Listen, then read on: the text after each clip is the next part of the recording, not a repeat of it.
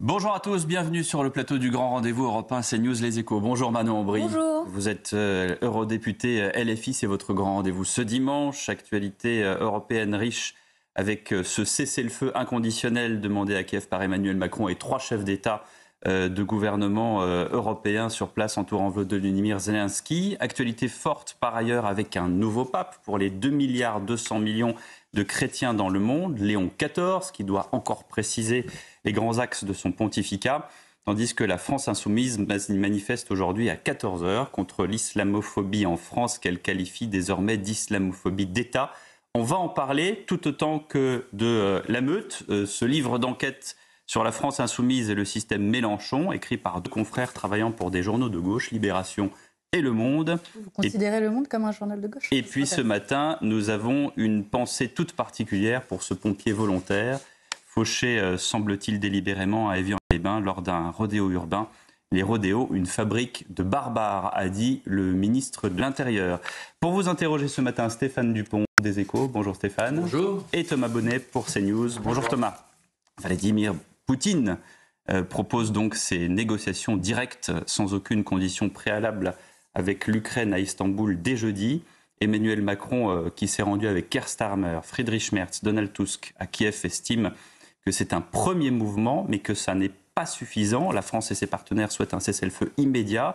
Est-ce que vous pensez, comme Emmanuel Macron, que Vladimir Poutine joue la montre ? Il est clair que Vladimir Poutine essaie de gagner du temps, qu'il refuse le cessez-le-feu en l'état. Ceci étant dit, au stade où on en est et ce conflit qui dure depuis bien trop longtemps et qui a fait bien trop de morts, il faut prendre tout ce qu'il y a à prendre pour avancer sur ce chemin extrêmement difficile qui est le chemin de la paix. Et donc, évidemment, je me réjouis que des pourparlers puissent se tenir dès la semaine prochaine.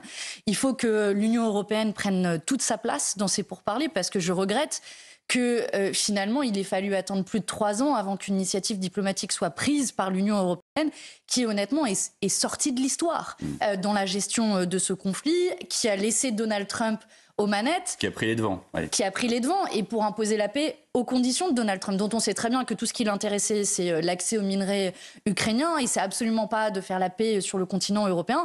Nous, ce qui nous importe, c'est de faire la paix, une paix qui soit durable, une paix avec des garanties de sécurité mutuelle, une paix que l'on puisse préserver.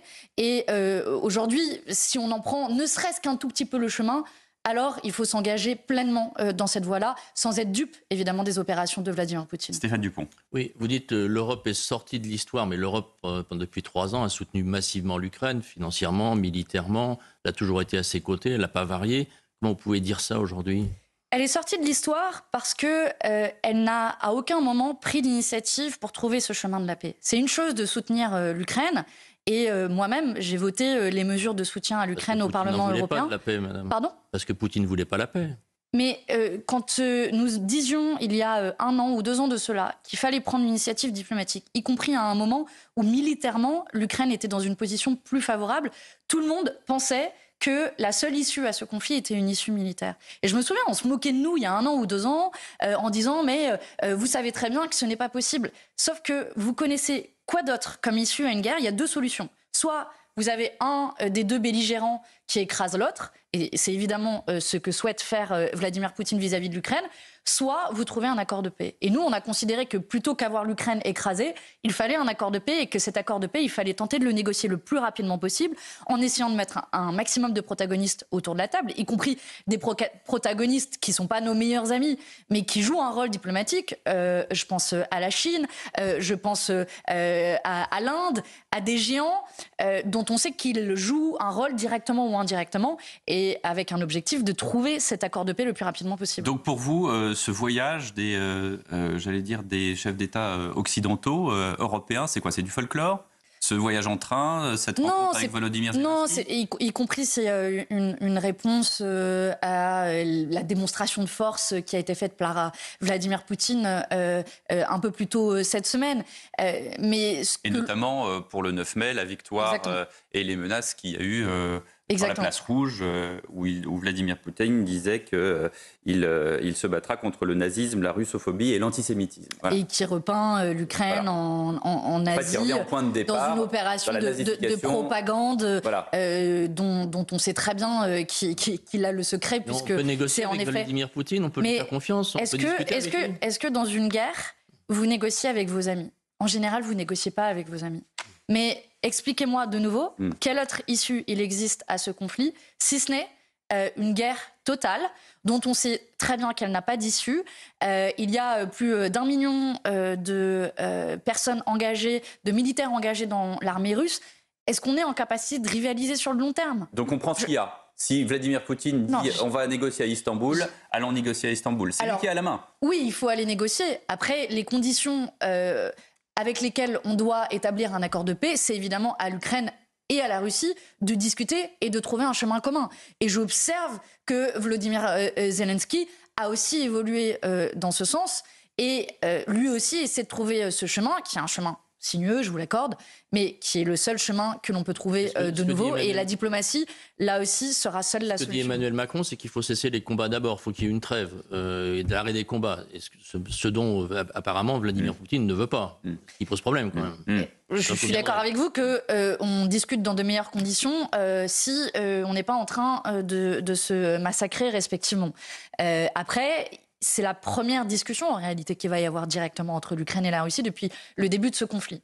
Elle arrive tard, trop tard, à mon sens, et beaucoup de vies auraient pu être épargnées, y compris si l'Union européenne avait joué son rôle diplomatique qu'elle a refusé de jouer pendant toutes ces années. Vaut mieux tard que jamais. Donc je prends ce qu'il y a à prendre en espérant qu'un chemin pourra être trouvé le plus rapidement possible. Manon Aubry, invité du Grand Rendez-vous Europe 1 et CNews. Manon Aubry, qu'a provoqué en vous l'élection du nouveau pape ? Écoutez, j'ai observé ça un peu comme une espèce de vague immense. On l'a vu, les réactions que ça a suscité. J'ai vu les images au Vatican. Et je pense qu'il y a beaucoup de chrétiens, de fidèles à travers le monde. 2,2 milliard chrétiens, dont 1,6 milliard de catholiques. Et il y en a aussi beaucoup, évidemment, en France. Et j'observe que ce nouveau pape, Léon XIV, s'inscrit dans la filiation du pape François, s'inscrit dans une filiation sociale. C'est aussi le choix de son nom, Léon XIV, qui fait suite à Léon XIII, qui a inspiré la doctrine sociale de l'Église. Et puis, j'ai été assez intéressée, je dois dire, par son premier discours, dans lequel il a cité, à plus de 10 reprises, je crois, le mot paix. Et le mot paix... La paix soit avec vous, c'était ses premiers mots. On en parlait à l'instant. La paix en Ukraine, la paix dans la bande de Gaza. Je n'oublie pas que le pape François avait appelé à plusieurs reprises à la paix à Gaza, avait dénoncé les crimes de l'armée israélienne, avait qualifié ce qui se passait dans la bande de Gaza de génocide. Pour la petite anecdote, cette semaine au Parlement européen, il y avait un livre d'hommage au pape François à l'entrée de l'hémicycle. Le pape François demandait aussi la libération des otages israéliens. Et nous le demandons, il avait tout à fait raison de le demander. Et d'ailleurs, la meilleure manière de ramener les otages à la vie, et les familles d'otages ne disent pas autre chose, est d'obtenir un cessez-le-feu qui soit durable. Mais cette semaine au Parlement européen, il y avait donc ce livre d'hommage au pape François. Et j'ai un peu regardé qui avait signé ce livre d'hommage. Il y avait beaucoup de députés, notamment de droite et d'extrême droite. Ils en ont le droit de rendre hommage au pape François. Mais j'ai été un peu, disons, interpellée par, d'un côté, le fait de rendre hommage au pape François et de l'autre, ne pas tenir compte de ce que le pape François a pu dire ces derniers mois et ces dernières années, et notamment dénoncer le massacre dans la bande de Gaza. Et ces mêmes députés ont voté cette semaine contre un débat, contre une résolution sur les massacres qui sont en cours, alors que le gouvernement israélien vient d'appeler, je termine juste là-dessus, le gouvernement israélien vient d'appeler ni plus ni moins à la destruction totale de la bande de Gaza, un nettoyage ethnique. Donc moi j'en appelle un peu de cohérence à ceux qui croient aux paroles du pape, et ils en ont évidemment la liberté, et qu'ils tiennent un peu plus compte de ce que le pape dit en la matière. On ne sait pas encore quelles sont les lignes directrices du pape Léon XIV. Il faut lui laisser le temps. Il va y avoir une première conférence de presse demain. C'est pour ça que on ne sait pas même s'il a parlé d'unité, de pont, de conciliation. C'est un augustinien, donc il est là pour justement faire la part des choses entre le rigorisme et le progressisme dans l'Église. Il est là pour tenir les mains de chacun des chrétiens, et aussi, de manière plus universelle, il s'adresse à tous les peuples. Pour l'instant, on ne sait pas encore si... J'entends effectivement certains observateurs faire un parallèle assez rapide entre ça va être la continuité du pape François, on ne le sait pas. L'avenir nous le dira. On ne le sait pas. En tout cas, son premier discours était relativement engageant, intéressant. Après, moi aussi, j'attends du pape Léon XIV aussi des actes s'agissant des violences dans l'Église, et notamment des violences sexuelles. Et donc, vous voyez, nos attentes sont grandes, et elles dépassent la simple communauté chrétienne en l'espèce, parce que oui, le pape n'est pas juste le pape, il est aussi un chef d'État qui joue un rôle, je pense, pour l'unité des peuples. Le fait qu'il ait critiqué Donald Trump et son vice-président J.D. Vance, c'est un signe encourageant pour vous? C'est intéressant de dire pourquoi il l'a critiqué.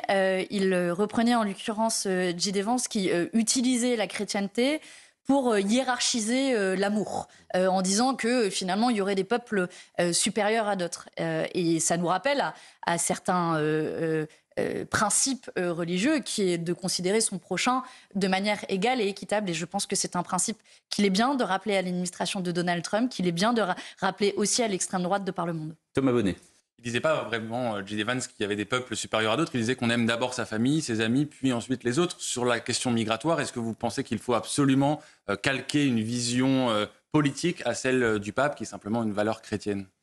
Je pense que la valeur chrétienne, c'est d'aimer son prochain et d'aimer l'humanité. Et d'ailleurs, le pape François avait joué un rôle important pour dénoncer les morts en mer Méditerranée, plusieurs dizaines de milliers de morts en l'espace de quelques décennies, parce que ce sont des hommes et des femmes, quelle que soit leur croyance, quelle que soit leur origine, quelle que soit leur nationalité. C'est des hommes et des femmes, des enfants aussi, qui n'ont pas à mourir en traversant la mer Méditerranée.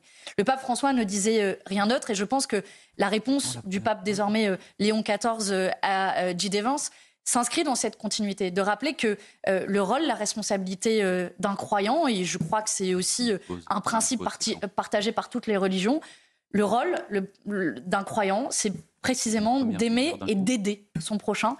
Et je pense que ce message de tolérance, il est bien de le rappeler. Vous êtes papiste, Madame Aubry? Vous savez, est-ce que vous êtes chrétienne d'ailleurs? Parce que vous avez dit, il me semble que dans la chrétienté, le message... Peu importe ma religion, je suis aussi attachée à la laïcité, qui est la séparation de l'Église et de l'État. La laïcité permet de vivre sa religion. Dans notre pays, je rappelle aussi que la première religion en France, c'est celle de ne pas croire, et qu'il y a aussi d'abord beaucoup d'athées. Mais moi, j'ai envie que l'ensemble des personnes de notre pays, quelle que soit la religion, puissent vivre ensemble. On peut classer les religions, on peut dire que la première religion, ça reste le catholicisme. Je le dis parce qu'on parle beaucoup de religion, et c'est normal à l'heure où un nouveau pape a été nommé. Et qu'il a un message universel trans-religion. Tout à fait, et vous avez tout à fait raison. De ceux, justement, il s'adresse aussi à ceux qui ne croient pas. Et vous avez tout à fait raison, et je le disais à l'instant, c'est pas juste un chef religieux, c'est aussi un chef d'État, le pape. Absolument. Mais une fois qu'on a dit ça, je pense que quand on aspire, comme c'est mon cas, à une société harmonieuse, on aspire à ce que chacune et chacun dans notre pays puisse vivre librement sa religion ou sa non-religion. Et que toutes les communautés, les unes avec les autres, puissent vivre en bonne entente. C'est aussi peut-être un principe religieux qui est partagé par toutes les religions, et c'est tant mieux. Autre actualité, les rodéos urbains. Thomas Bonnet. Oui, Manon Aubry, un pompier est aujourd'hui et ce matin entre la vie et la mort. Il a été fauché hier par un chauffard, visiblement délibérément, après un rodéo urbain. Il est venu pour leur demander d'arrêter. Il a été fauché.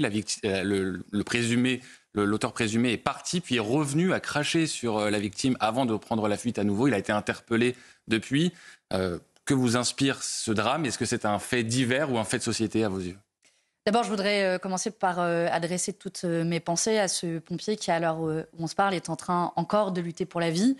Je pense que c'est aussi tout un secteur professionnel des pompiers qui souvent ne comptent pas leurs heures et leurs conditions de travail pour venir en aide à la population, parce que c'est d'abord ça le rôle des pompiers, et c'est toute la communauté des pompiers, je pense, qui est meurtrie ce matin et à qui je voudrais adresser mes pensées les plus fortes, les plus réconfortantes, les plus chaleureuses, parce que c'est un drame abject, de s'en prendre de manière volontaire. Et d'ailleurs, l'enquête judiciaire a été ouverte pour homicide volontaire, de s'en prendre de manière volontaire, qui plus est un pompier. Et j'espère que la justice pourra faire son travail dans les meilleures conditions possibles. Saluer d'ailleurs son arrestation qui a été extrêmement rapide à l'auteur suspecté de ces faits. Et ensuite, la justice fera son travail dans les mois qui viennent. Bruno Retailleau parle d'une société qui a engendré une fabrique de barbares parce qu'il s'est rendu sur place, lorsqu'il s'est rendu sur place. Est-ce que vous reprendriez ces termes ? Vous savez, l'espèce d'escalade verbale à laquelle se livre Bruno Retailleau, qui a quand même l'indignation à géométrie variable. Je me souviens que Bruno Retailleau... L'indignation à géométrie variable. Et qui a l'indignation à géométrie variable. Il a raison de se rendre sur place au chevet de ce pompier, au chevet de la caserne de pompiers. Mais il n'a pas eu la même indignation au moment où Aboubacar Cissé a été assassiné. Ce fidèle musulman au cri de « ton Allah de merde », d'un crime raciste de toute évidence. Et je me souviens que Bruno Retailleau, lui, ne s'est pas déplacé tout de suite, comme il l'a fait hier, alors qu'il est ministre des Cultes. Il est allé le dimanche. Il est allé plus de 2 jours après, même pas au lieu exact où ça s'est passé. Donc, vous voyez bien que cette façon de trier les Françaises et les Français de la part du ministre de l'Intérieur et d'avoir une indignation à géométrie variable, je vous le dis, moi, est insupportable. Et je suis autant choquée par chaque fois qu'on s'en prend à un citoyen français dans notre pays. Et je pense que le rôle d'un ministre de l'Intérieur est précisément d'être le garant de l'ordre intérieur et faire en sorte que qu'à chaque fois qu'il y a des crimes racistes qui se déroulent dans notre pays, il ait la même réaction qu'à chaque fois qu'on s'en prend à un pompier, comme ça a été le cas hier. Stéphane Dupont.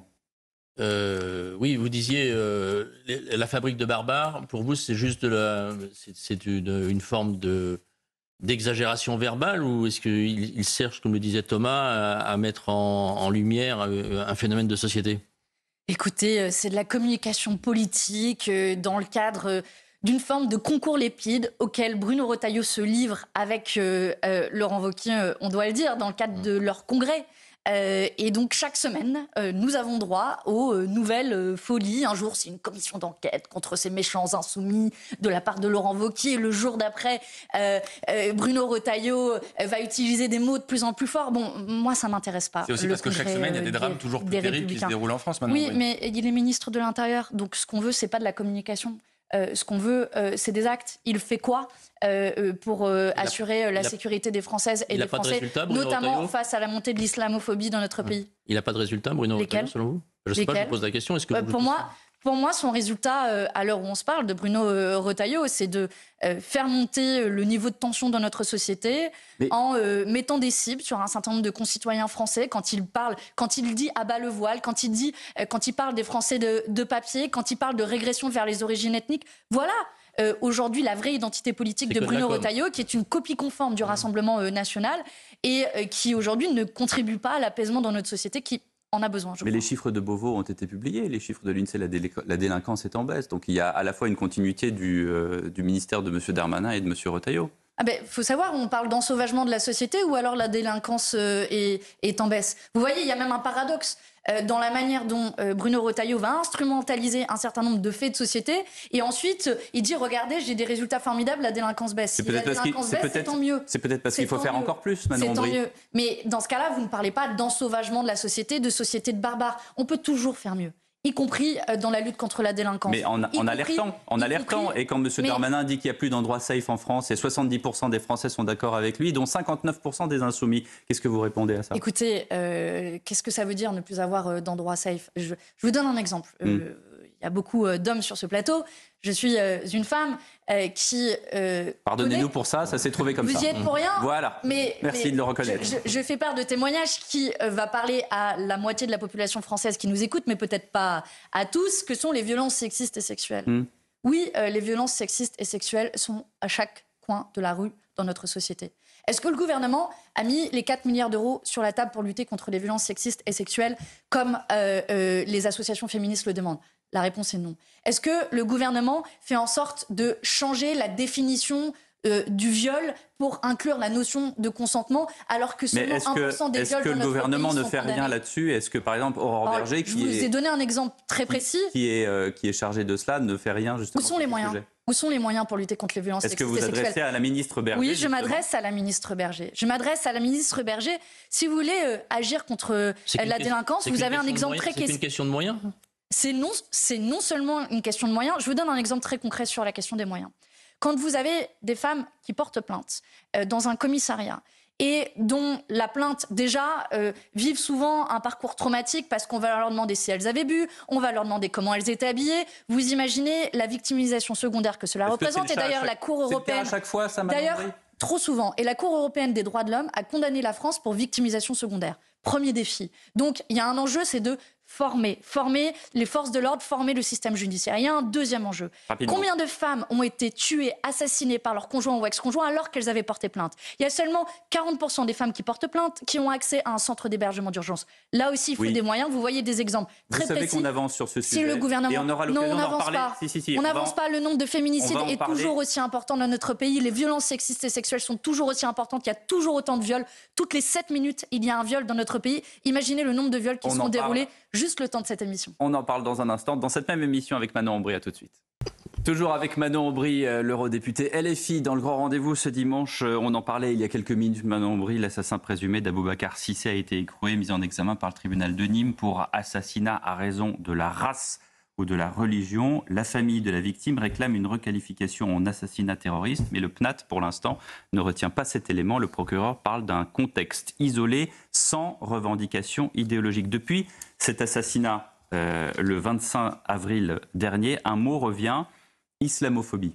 Et la France insoumise a décidé de manifester aujourd'hui contre l'islamophobie en France, alors que, inversement, dans ce précis que Bruno Retailleau a sorti il y a une semaine, ne rien céder manifeste contre l'islamisme, Bruno Retailleau dit: l'islamophobie sert de gaz incapacitant pour les islamistes et leurs alliés. Ils l'utilisent pour tétaniser les consciences, paralyser les volontés. Qu'est-ce que vous répondez à Bruno Retailleau? Oui, c'est vrai qu'on a vu que le ministre de l'Intérieur, qui, je le rappelle de nouveau, est aussi le ministre des cultes, n'en a rien à faire que des millions de concitoyens dans notre pays soient discriminés, pointés du doigt, menacés tous les jours à cause de leur religion. Et c'est indigne. Il y a les islamistes et les musulmans. C'est indigne du ministre de l'Intérieur qui fait des amalgames. Quand il dit « abat le voile », il pointe les personnes, les femmes dans notre pays qui portent le voile et qui se traduit par des actes islamophobes au quotidien. Pas plus tard qu'hier, une jeune femme voilée a été agressée dans un tram à Lyon au cri de je vais buter les kebabiers et tabasser les Turcs. Voilà ce type de choses qui arrivent au quotidien. Pas plus tard que cette semaine aussi, il y a une mosquée qui a été menacée à Sucy-en-Brie. Et donc, ces actes islamophobes sont des actes du quotidien. Soit on prend la mesure de ce qu'il se passe et on considère les Françaises et les Français de confession musulmane comme des Françaises et des Français à part entière. Et on leur dit non. C'est pas ce que fait le gouvernement? Non, c'est pas ce que fait le gouvernement. Le gouvernement ne considère pas les musulmans comme des citoyens français. Quand il nie les actes islamophobes, quand le ministre de l'Intérieur s'en prend... Il les dénombre. Non, il les nie. La Direction nationale du renseignement territorial dénombre 79 actes anti-musulmans les 3 premiers mois de l'année 2025. Mais on les dénombre. Pas plus tard que cette semaine, je peux vous en dénombrer plus d'une dizaine. Vous savez comme moi que tous les actes ne sont pas reportés et que c'est aussi une sensation... On peut dire ça des actes antisémites, on peut dire ça... Mais tout à fait, vous avez raison, les actes antisémites sont aussi... Des actes anti-blancs aussi. Mais alors, on peut s'amuser à compter, si vous voulez, le nombre de discriminations à l'égard des blancs. Vous verrez que ce sera pas tout à fait la même chose qu'à l'égard des musulmans. Mais vous savez, il y a une étude assez intéressante de l'Agence européenne des droits fondamentaux, qui n'est pas une agence insoumise, qui dépend de l'Union européenne, qui a établi que 47% des musulmans sur le continent européen ont subi des discriminations. Et à chaque fois que quelqu'un subit des discriminations en fonction de sa religion, c'est toute la communauté dans son ensemble qui doit réagir pour faire en sorte que, oui, on ne soit pas discriminé à l'embauche, pas discriminé pour avoir un logement, pas discriminé dans sa vie quotidienne en raison de sa religion. Et à la dernière manifestation qui a eu lieu juste après l'assassinat d'Aboubacar Cissé, j'ai été frappée, pour être honnête, par le nombre d'hommes et de femmes qui viennent nous voir, qui sont venus nous voir en pleurs et qui nous disent « j'ai peur, j'ai peur ». Que répond Bruno Retailleau à ces gens qui ont peur Mais de là de vivre leur religion? De là à parler, comme vous le faites à LFI, d'islamophobie d'État, vous êtes dans un peu dans la surenchère, non? Il y a une multiplication des actes islamophobes dans notre pays. De nouveau, la responsabilité d'un gouvernement est d'y apporter des réponses plutôt que d'attiser. Il y a des actes christianophobes contre lesquels on n'a pas beaucoup entendu LFI. Il y a des actes... le père Hamel, est-ce que... Vous avez raison, le père Hamel, on s'en est pris à lui à cause de sa religion et c'est le seul acte à l'encontre d'un croyant catholique depuis la guerre de Vendée. Oui, enfin, comme vous dites que les actes ne sont pas tous portés, vous le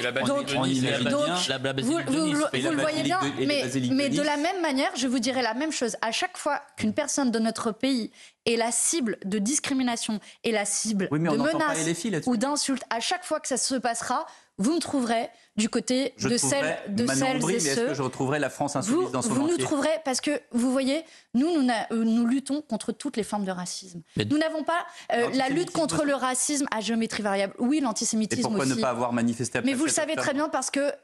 alors, après le 7 octobre, je pensais que vous alliez parler de la manifestation qui a été organisée par Yael Braun-Pivet, mais aussi à l'appel de l'extrême droite. Et en l'occurrence, ce jour-là, nous avions appelé aussi à un rassemblement contre l'antisémitisme, lequel rassemblement ne participait pas à l'extrême droite. Mais pourquoi ne pas avoir manifesté avec tout le monde? Parce que moi, je ne participe pas avec les héritiers des Waffen-SS. Dois-je vous rappeler que le Rassemblement national est un parti politique qui a été créé par les héritiers des Waffen-SS. Non, moi, j'ai un peu de souvenirs d'histoire, y compris cette semaine. C'était le 8 mai, les 80 ans du 8 mai 1945. Et on se souvient tous de la folie barbare à laquelle a amené le nazisme dans notre pays et sur le continent européen. Et quand je vois, par exemple, hier, défiler des néo-nazis dans les rues de Paris, à visage, j'allais dire découvert, mais en fait beaucoup quand même couvert, laquelle manifestation a été autorisée par la préfecture, ou plutôt par le tribunal administratif, alors qu'une manifestation antifasciste a été interdite. Moi, je suis inquiète. Je suis inquiète pour notre pays. Je suis inquiète, oui, par la montée de l'antisémitisme qui est ravivée par, y compris dans cette manifestation, vous aviez des hommes qui ont des tatouages nazis, qui ont des croix gammées. Et à eux, qu'est-ce qu'on fait pour lutter contre cette idéologie absolument nocive? Il est à droite, à l'extrême droite, il est quand même assez marginal. Ah oui? Vous connaissez cette étude de la CNCDH? Là aussi, c'est CNCDH, c'est Commission nationale consultative des droits humains. C'est pas un organisme insoumis qui établit que là où les préjugés antisémites sont les plus répandus, c'est à l'extrême droite. Enfin, c'est à l'extrême droite. Il se fait exfiltrer des manifestations. Il faut lutter contre l'antisémitisme partout. Oui. Partout. Parce que moi, je suis gauche et je ne tolère aucune forme de racisme. Y compris au sein de LFI? Qui a été condamné pour antisémitisme Qui a été condamné pour antisémitisme à la France Qu'est-ce que vous insoumise? répondez à Aurore Berger qui, devant l'hémicycle, dans l'hémicycle de l'Assemblée nationale, a dit l'antisémitisme en France se résume en 3 lettres, LFI. Qu'est-ce que vous répondez à la ministre Aurore Berger? Je lui réponds à Aurore Berger, qui tient une librairie négationniste dans laquelle il y a un certain nombre d'ouvrages nazis. Il s'appelle Frédéric Boccaletti. C'est un député du Rassemblement national du Var. Je réponds à Aurore Berger, quel assistant parlementaire de quel député a fait des tweets racistes et antisémites? C'est l'assistant de Laure Lavalette, elle aussi députée Rassemblement national du Var. Je dis à Aurore Berger, quels sont les députés qui se trouvent dans un groupe Facebook où des propos racistes et antisémites ont été tenus? 15 députés du Rassemblement national. Vous le voyez, je peux vous continuer longuement cette liste. Non, aujourd'hui, les héritiers de l'antisémitisme politique se trouvent du côté du Rassemblement national. Et nous ne tolérerons jamais, jamais à la France insoumise qu'il y ait le moindre propos antisémite, la moindre action antisémite. Manon Aubry. Je n'ai pas de lien avec Martine Aubry pour celles et ceux qui se posent encore la question. Ou alors ma mère m'aurait menti sur mon histoire, mais a priori je n'ai pas de lien familial avec Martine Aubry. Les affiches Les visuels, vous voulez parler? Les visuels Hanouna qui ont été retirés prestement par LFI parce qu'ils avaient un caractère antisémite. Il n'y a pas d'antisémitisme à LFI. C'était une erreur. erreur, on l'a dit, et on l'a supprimé au bout de quelques minutes, ce visuel qui n'avait pas été validé. Vous voyez la différence quand on agit réellement contre l'antisémitisme, y compris c'est qu'on sait reconnaître ces erreurs-là, parce que, en l'occurrence, ce visuel avait été créé avec l'intelligence artificielle de Grok. Franchement, l'erreur, elle vient de là. Dont acte, plus jamais nous ne créerons de visuel avec l'intelligence artificielle. Pour vous, il n'y a aucun lien entre la recrudescence d'actes antisémites en France et le discours véhiculé par une partie de la France insoumise, l'antisémitisme d'atmosphère qui est parfois pointé du doigt. Quand on voit en quoi je viens de tenir à cette antenne les clins d'œil parfois qui flirtent avec la ligne rouge, lorsque David Guiraud parle des dragons célestes, il y a toute une série de messages à peine dissimulés qui explore cet antisémitisme d'atmosphère.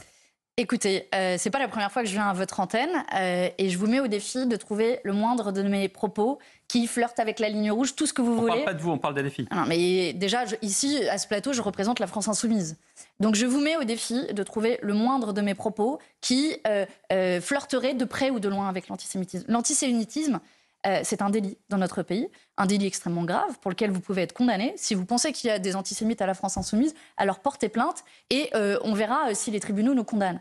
Mais jusqu'à preuve du contraire, aucun tribunal ne nous a jamais condamnés pour antisémitisme. Donc il n'y a aucun problème avec ça. Mais il y a un problème dans notre pays, dans notre société. Il faut prendre ce problème à bras-le-corps. Et je vais vous le dire, il y a suffisamment d'antisémites dans notre pays pour ne pas en inventer là où il n'y en a pas. Et nous luttons contre toutes les formes de racisme. Et l'antisémitisme en fait pleinement partie. Et chaque personne qui est discriminée, pointée du doigt à cause de sa religion, aujourd'hui doit avoir notre solidarité. Mélenchon, il dit que c'est résiduel, l'antisémitisme. Non, vous savez comme moi qu'il a dit que, alors que les manifestations pro-palestiniennes étaient pointées du doigt comme étant des manifestations antisémites, qui visent d'ailleurs à essentialiser. Nous avons toujours fait la différence entre le gouvernement israélien d'un côté et les juifs de l'autre. Tous les juifs, y compris d'ailleurs jusqu'en Israël, ne sont pas d'accord avec l'attitude du gouvernement d'extrême droite israélien qui est en train de massacrer tout un peuple et qui est en train d'affamer tout un peuple. Et donc on a le droit aujourd'hui dans notre pays de dire qu'il y a un génocide qui est en train d'être commis dans la bande de Gaza, qu'il y a des crimes de guerre, des crimes contre l'humanité. Il y a un mandat d'arrêt international d'ailleurs qui a été lancé par la Cour pénale internationale de dénoncer le fait que le gouvernement israélien veuille chasser complètement avec son plan de conquête totale de Gaza les Palestiniens de leur terre, que le gouvernement israélien affame la population en les privant d'aide humanitaire. Vous parlez du gouvernement israélien, jamais vous ne parlez du Hamas. Mais j'ai pas de problème à dénoncer le Hamas, mais je répondais à la question de monsieur qui... il y a quand même un problème au Proche-Orient, c'est le Hamas, peut-être avant même monsieur Netanyahou. Alors là, excusez-moi, il y a évidemment, et je l'ai dénoncé, les crimes terroristes qui ont été commis par le Hamas le 7 octobre dernier, mais absolument rien.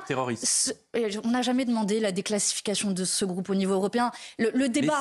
Mais c'est pas des normes, en droit international, vous savez, en droit international, il y a un mandat d'arrêt international qui a été lancé par la Cour pénale internationale contre des dirigeants du Hamas et contre Benjamin Netanyahou et son ancien ministre de la Défense. Je n'entends pas la France et l'Union européenne défendre la Cour pénale internationale qui est attaquée par l'extrême droite. Je n'entends pas la France et l'Union européenne agir pour mettre fin au génocide qui est qualifié comme tel par la Cour pénale internationale. Je n'entends pas la France et l'Union européenne. Otages, mais le meilleur moyen de régler la question des otages, et c'est les familles des otages qui le disent, c'est justement d'obtenir un cessez-le-feu. D'obtenir un cessez-le-feu pour ramener les otages chez eux, d'une part, et d'autre part, permettre à des millions de personnes... Je veux dire, dans la bande de Gaza, on meurt de faim. Le gilet de presse est devenu... plus un gilet pare-balles, mais on peut prendre le problème des deux côtés. Pourquoi le Hamas ne libère pas les otages, dont on a vu encore dans le flash d'information l'état dans lequel se trouvent ces deux otages israéliens. Mais vous voyez, et je n'ai Pourquoi on ne commence pas par là ? Je n'ai eu de cesse de demander la libération des otages depuis le 7 octobre. Mais c'est bien de leur demander tous les jours. Est-ce que vous croyez que le meilleur moyen de libérer les otages, c'est de massacrer le peuple palestinien ? Que vont gagner les otages israéliens, ça ? Rien. Rien. Est-ce que vous demandez aujourd'hui, par exemple, dimanche, pourquoi est-ce que vous ne demandez pas au Hamas la libération des otages israéliens ? Mais je n'ai eu de cesse de le demander. Je le refais à votre antenne sans aucune difficulté. Très bien. Sans aucune difficulté. Mais je demande aussi au gouvernement israélien d'arrêter de massacrer le peuple palestinien. Ça vous intéresse le sort de 2 millions de Palestiniens qui meurent de faim, qui n'ont plus de quoi manger ?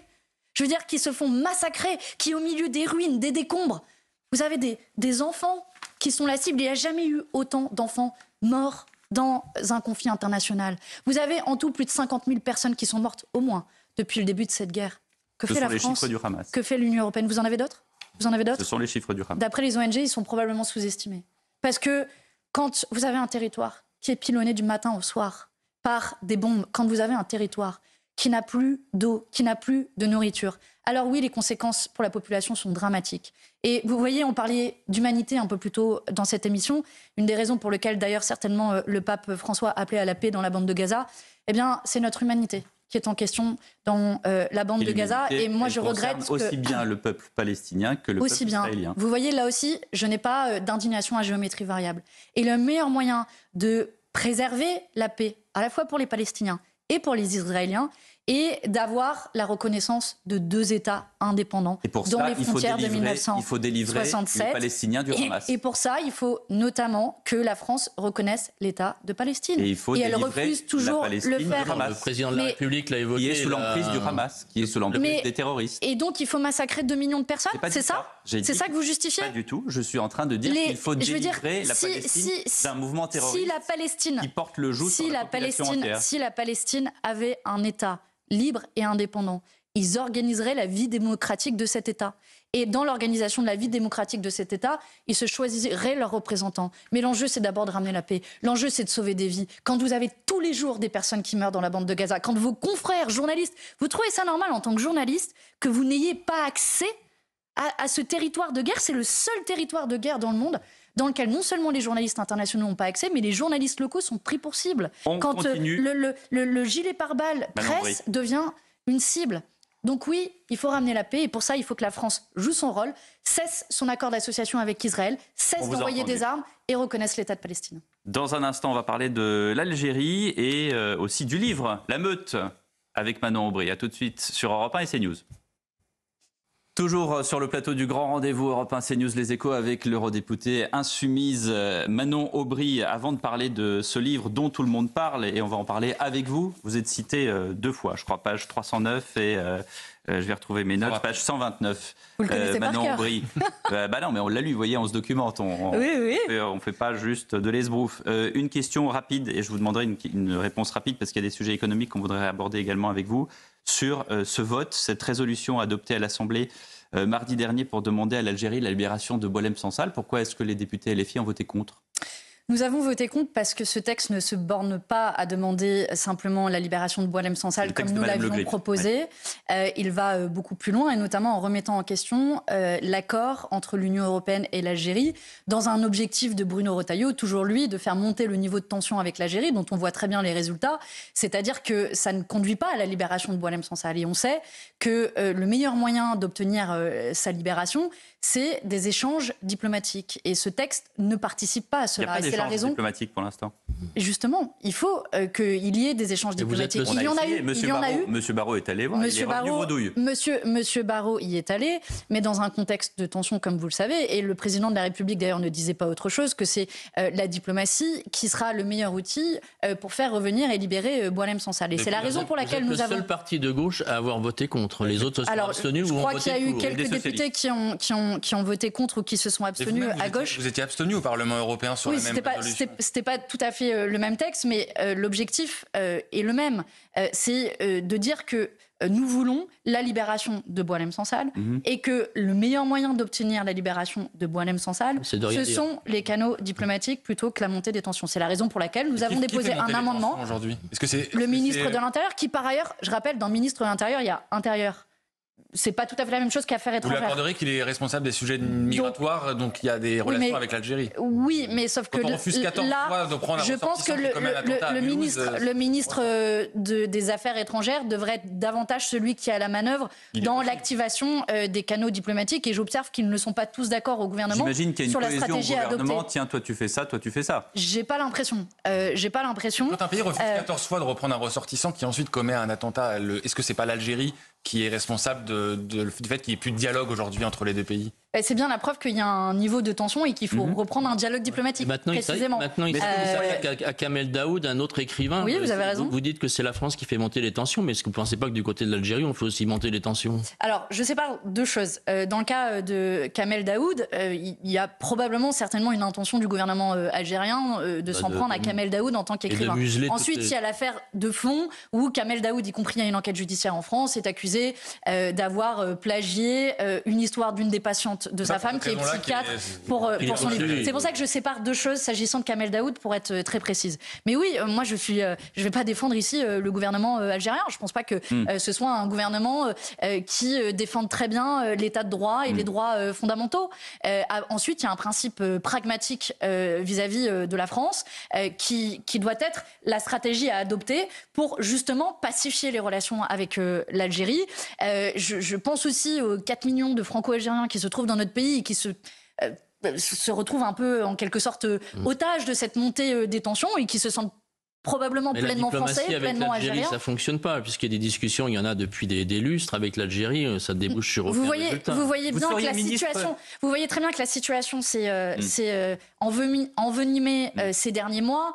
À la suite des déclarations des uns et des autres. Donc moi, je propose qu'on fasse retomber un peu le niveau de tension. C'est la meilleure stratégie pour la libération d'otages. C'est d'ailleurs ce qui s'était passé avec l'Iran. Je ne pense pas que la France ait beaucoup de sympathie pour le régime iranien. Et en l'occurrence, à travers ces canaux diplomatiques, la France a réussi à libérer un chercheur qui était emprisonné en Iran et qui était otage depuis un certain nombre de mois. Je veux saluer l'action diplomatique de la France en la matière et je pense qu'elle doit suivre la même stratégie s'agissant de Boualem Sansal. Manon Aubry, cette semaine est sorti donc La Meute, ce livre d'enquête sur la France insoumise de Jean-Luc Mélenchon. Charlotte Belaïch de Libération et Olivier Perroux du Monde ont enquêté pendant 2 ans. Ils ont recueilli des témoignages, parfois anonymes, parfois à découvert, de cadres, d'anciens cadres de LFI. On y trouve un Jean-Luc Mélenchon autoritaire, obsédé par son accession à l'Élysée, prenant des lieutenants sous sa coupe aussi vite qu'il n'en dégage d'autres. D'après le livre, certains comme Jérôme Guedj ou Alexis Corbière semblent meurtris. Alors, je ne vais certainement pas aller dans les comparaisons hasardeuses que certains ont pu faire sur des plateaux télévisés. Qui ont été largement relayés, y compris ici. Mais les auteurs signent le livre par cette dernière phrase, « Tribun d'un siècle, gourou insoumis ». Alors, question simple, est-ce que Jean-Luc Mélenchon est un gourou et LFI une secte ? Attendez, je vais prendre mon téléphone, je vais appeler Jean-Luc, je vais lui demander qu'est-ce que je dois répondre à cette question. Enfin, je préfère le prendre à la rigolade. Vous l'avez répété, cette petite scène ? Non, mais je préfère le prendre à la rigolade. Bon, c'est pas la première fois qu'on nous pose cette question, mais y compris, pardon, mais c'est un peu insultant pour nous, militants politiques. Vous pensez qu'on n'est pas doté d'une capacité de penser par nous-mêmes ? Vous pensez qu'on n'est pas capable de réfléchir, d'avoir des avis, de discuter collectivement, de se faire un avis ? Franchement, c'est aussi insultant. Alors pour les responsables politiques qu'on est, mais derrière pour les dizaines de milliers de militants à qui on dit finalement vous êtes que des pions. Ils utilisent ce mot, puisque je l'ai lu ce livre. Ils utilisent ce mot pion. Mais quel manque de respect pour les militants politiques. Je veux dire, vous avez le droit d'être en désaccord avec moi. Et y compris à cette antenne, vous êtes plutôt souvent en désaccord avec nous. Mais vous voyez, je viens, on débat, je veux dire, attaquez-nous sur le fond, pas attaquez-nous sur la psychologie. C'est journaliste. Non, mais c'est à travers vous, je m'adresse à vous. Mais attaquez-nous sur le fond, sur ce qu'on défend, sur le fait qu'on veut taxer les plus riches, sur le fait qu'on veut nationaliser ArcelorMittal, etc. Mais pas de la psychologie de base. Mais bien sûr, mais bien sûr. Droit de prendre position. Mais bien sûr, mais les scoops, ils nous arrivent tous les uns les autres de ne pas être tranquillement sans risquer d'être purgé, d'être écarté. Donnez-nous des exemples parce qu'on n'a pas le souvenir. Autre scoop. Nous avons une réunion de coordination. Nous avons une réunion de coordination toutes les semaines, qui est la réunion de coordination des espaces dans laquelle je siège, avec tous les dirigeants de la France insoumise. Ça a lieu tous les lundis midi si vous voulez vraiment savoir comment ça se passe. Et oui, il nous arrive de débattre et il nous arrive de ne pas être d'accord. Il nous arrive, ça veut dire que pas tout. Non, on débat sur chaque sujet, on débat sur tout, sur la stratégie, sur les positions à avoir, et on essaie de créer du consensus. Alors je sais que ça vous paraît un petit peu abscon dans le contexte politique dans lequel on est, qui est une forme de violence politique permanente, qui est d'ailleurs celle d'Emmanuel Macron d'abord, avec l'utilisation des 49.3. Nous, on n'utiliserait pas les 49.3 comme le fait Emmanuel Macron. Nous, on ne s'assierait pas sur le résultat des élections comme l'a fait Emmanuel Macron après les dernières élections législatives. Oui, donc de ce point de vue-là, oui, on est un peu plus démocrate qu'Emmanuel Macron. Les gens qui ne sont pas d'accord, comme Corbière, Garrido, qui ont été purgés, donc ça n'existe pas. C'est faux, ça s'est pas passé comme ça. Vous savez, comme moi, que c'est un peu plus compliqué que cela et qu'ils avaient pris des initiatives personnelles et individuelles. Voilà, moi je regrette qu'on n'ait pas pu... des désaccords avec Jean-Luc Mélenchon. On peut exprimer des désaccords. Mais à l'intérieur, pas à l'extérieur, c'est ça ? Non, on peut l'exprimer. Mais ensuite, ce passage... vous savez comme moi qu'à partir du moment où vous allez essayer de trouver une faille entre nous qui va être utilisée et instrumentalisée pour mener le combat contre nous. Et oui, moi j'assume une forme de solidarité dans un mouvement politique parce qu'on ne va pas se cacher les choses. La bataille politique qu'on mène quand on est insoumis, elle est dans un cadre relativement hostile. du matin au soir. On va nous accuser de toutes sortes de choses. Vous l'avez encore fait à votre antenne. C'est votre droit. Je suis pour la liberté d'expression et la liberté des journalistes. Je ne vous attaque pas, on vous pose des questions maintenant. Oui, mais les thèmes qui sont choisis, par exemple le fait que probablement on n'aura pas le temps, parce que vous m'interrogez longuement sur ce bouquin, on n'aura pas le temps de parler d'ArcelorMittal. C'est pour ça que je vous parle de ce sujet, des 650 emplois qui sont menacés et sur lesquels le gouvernement ne fait rien, qu'on ne parle pas des 40 milliards d'euros que le gouvernement cherche pour aller faire les poches. Voilà, vous savez qu'on est dans un cadre assez hostile. La politique a une dimension de violence. Et donc, dans ce cadre hostile-là, nous, on assume une part de solidarité. Et je pense qu'on ne peut pas nous reprocher cela. Moi, je suis solidaire de mes camarades de la France Insoumise. J'ai cru que vous alliez dire, comme il y a de la violence en politique, nous, on est dans l'insurrection. C'est ce que Jean-Luc Mélenchon nous a appris dès le début. Non. Par contre, on assume de mener le combat frontalement. Ou la désobéissance. Parce que, y compris la désobéissance. Vous savez, moi, je suis allée amener des pilules abortives à des femmes en Pologne. En toute illégalité, en toute ingérence. J'assume parce que là-bas, le droit à l'avortement est illégal et que des femmes meurent pour avoir le droit d'avorter. Il est illégal parce que l'extrême droite au pouvoir a cru bon de disposer du corps des femmes. Et moi, je suis Mais c'est pas l'extrême droite qui est au pouvoir en ce moment. Eh bien, oui, ce sont les libéraux, vous avez raison, et ils ont été élus sur la promesse de légaliser le droit à l'avortement, ils ne tiennent pas leur promesse. Et moi, je suis heureuse d'avoir apporté des pilules abortives qui permettent de sauver des centaines de vies de femmes. Et je suis heureuse que vous n'en tirez nos pas une ancêtres conclusion? Est-ce que la France... Pologne n'est pas un pays conservateur qui pense autrement? Non, vous savez, la droite il y a trois quarts de la population polonaise qui est en faveur de la légalisation du droit à l'avortement. Si, c'est vrai. Si, c'est vrai, je vous le dis. C'est faux, il n'y a pas de sondage. Il n'y a pas de sondage. Si, il y a des sondages qui ont été faits. Donald Tusk a été élu sur cette promesse. Ça, vous ne pouvez pas non plus le contester. Il y a 46% des Polonais qui sont d'accord pour faire un référendum et un débat sur l'avortement. Mais faisons un référendum sur le droit à l'avortement en Pologne. Mais en attendant, moi, j'estime que c'est mon devoir de femme politique... Oui, de désobéir contre les lois injustes. De désobéir. Pourquoi vous n'allez pas dans d'autres pays où l'avortion mais je suis députée européenne, monsieur. Et donc vous ne pouvez pas aller en Algérie, dans l'Union européenne, Iran, dans l'Union européenne, le droit à l'avortement est interdit pleinement à Malte et en Pologne. Et moi, j'assume de venir aider, pourquoi pas, oui. Et je retournerai d'ailleurs en Pologne aussi dans les mois qui viennent. Et j'assume d'aider concrètement des femmes, je veux dire, des femmes qui meurent, y compris parce qu'elle ne voulait pas avorter, mais les médecins refusent de pratiquer l'avortement. Ça a été le cas d'une femme qui s'appelle Isabella, qui est morte à une trentaine d'années, parce que les médecins ont refusé de pratiquer l'avortement, parce que le cœur du fœtus battait encore, elle a fait une septicémie, elle est morte. Est-ce que vous trouvez ça normal, parce que vous tombez enceinte, que vous mourrez, y compris un enfant qui était désiré? Donc oui, moi j'assume la désobéissance contre les lois iniques et je suis fière que celles et ceux qui m'ont précédé dans le combat politique il y a quelques dizaines d'années ont assumé la désobéissance sur le droit à l'avortement et ont permis la légalisation du droit à l'avortement en France en 1974 avant qu'il soit maintenant inscrit en lettres d'or dans la Constitution française. Et c'est la raison pour laquelle je me bats au niveau européen pour la mettre dans la Charte des droits fondamentaux. Sur le livre, vous apparaissez, je le disais 2 fois. Page 129, vous remplacez, alors que vous n'êtes qu'une militante associative inconnue, vous remplacez Charlotte Girard pour les européennes en 2019.